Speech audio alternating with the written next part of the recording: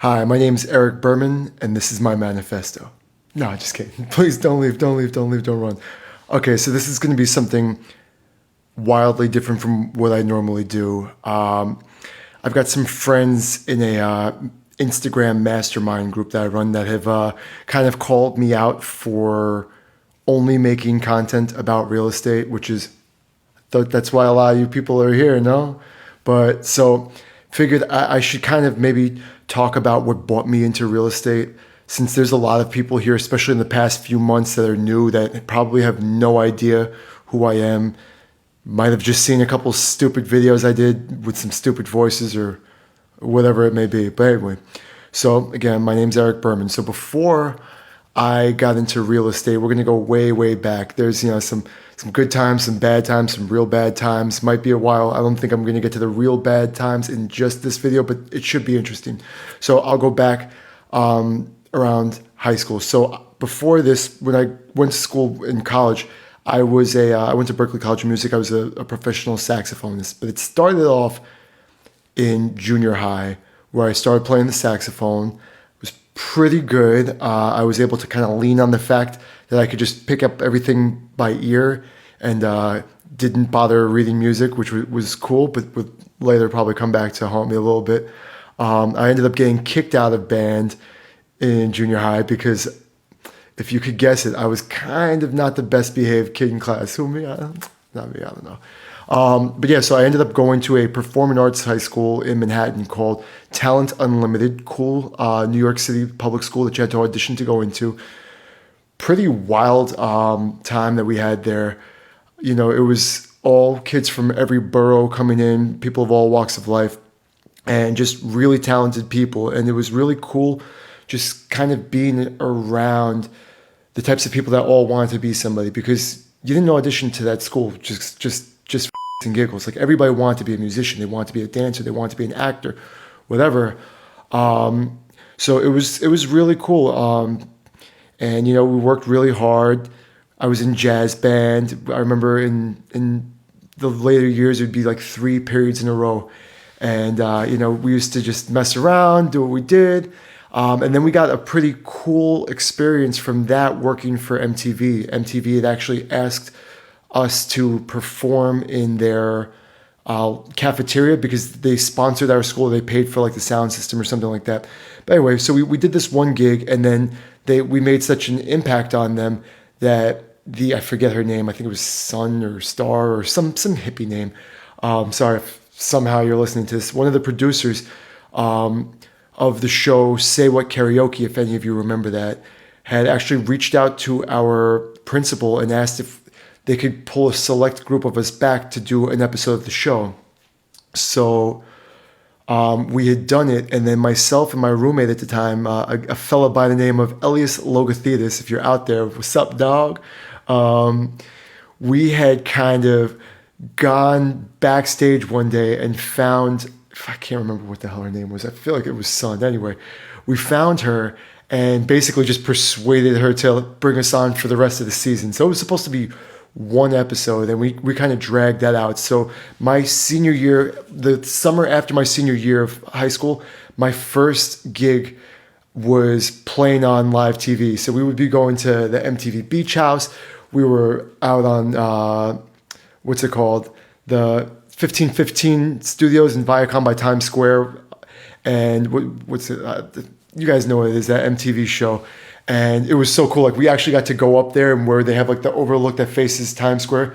I got in trouble because we were waving to the audience, and you're not supposed to do that. Good times. So we went out and pretended to be celebrities, got autographs from foreigners. Really cool. So that was that. And then flash forward to getting accepted to Berklee College of Music. So I'm feeling, this is a pretty funny story. Maybe nobody cares. So I'm feeling pretty cool. My summer job was on MTV. Like, that was awesome. Like, hanging out with celebrities in the Hamptons. Like, my other friends were working at Carvel. I'm just lying. I actually worked at Carvel at one point. But they were doing less cool things. So I go to Berklee, and I remember I'm thinking I'm hot stuff. And I go, and so the way it works, or worked, I don't know how it is anymore. You had to audition for what they call an ensemble rating to see where you were going to place in different types of classes. So I remember waiting to do my audition, and I'm sitting outside, and I just hear somebody warming up, and this guy's like, oh my God, like I was like, is that actually what students like this play? And I just remember my heart stopped, and I was like, oh my God, maybe I should leave. Like, what the fuck is going on here? And like 5 minutes later, and I really actually thought about leaving, but I was already in Boston. Where was I going to go? And the door opens up, and it's this guy, Dino Gavoni. He's one of the staff. So I was like, oh, thank God. But while I felt a little bit better about that, I ended up realizing what a huge gap there was between myself and other musicians there. I remember we had this jam session, and it was, I guess, to introduce people to each other. So you kind of like, it's like all the animals smelling around, like seeing what's what. And like, I just hadn't, when I was in high school, we were cool. The education was cool, but like, I just saw like, whoa, like what some of these kids are doing, or it's just night and day different. And I remember it was very intimidating, but I made some lasting friends that night. I remember I met my friend Louis Cato, who's now on like the Tonight Show, or sorry if I got the one of those. But he's amazing. He's awesome. One of the most talented people actually that I met while I was at Berkeley. My friend Sean, who I was just visiting out in California. I met a lot of the friends that I still like talk to this day, although I'm pretty bad about staying in contact with all of them, to be honest. I met that night, but that night you just saw what it was, and it was pretty crazy. And I realized that while I thought I was good, I had my work cut out for me. And that's kind of, I feel like, what helped me to be able to do some of the things that I do with real estate. So you're probably wondering what the fuck this has to do with real estate. So that's kind of the tie-in. So because I felt like super, super like insecure about my shit, because I just should have, because I was not playing at the level that everybody else was. I remember I used to dedicate myself I would practice from like 6 hours to 10 hours sometimes, but like on average, like 6 hours a day, 5 days a week. And then usually on the weekends, I would practice maybe 2 or 3 hours because I was a college kid.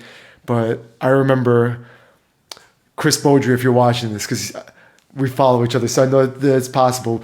We used to do Thirsty Thursdays, and we would drink 40s of like Steel Reserve and practice with each other. But yeah, like it was just that work ethic and just being surrounded by people that were just really, frankly, like unbelievable, kind of showed you what it was to have like that real work ethic.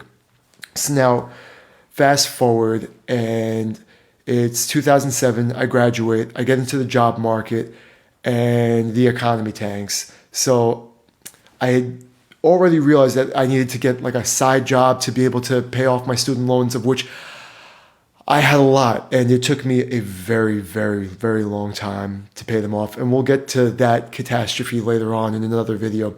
But yeah, so I graduated, ended up working for a mortgage company, just ironically. That's not what led to this, but was doing good with that. And then the economy just tanked, and it was just like impossible to pursue my music career, pay off my student loans, be active in the music scene, or at least that's what I thought. I'll leave it on this. So I ended up failing in my attempt at a music career, and looking back at it, though it's been many, many years, what helped me to be at least mildly successful with real estate. I'm far from successful, but to have any type of like momentum has been the shift in mindset that I've had, because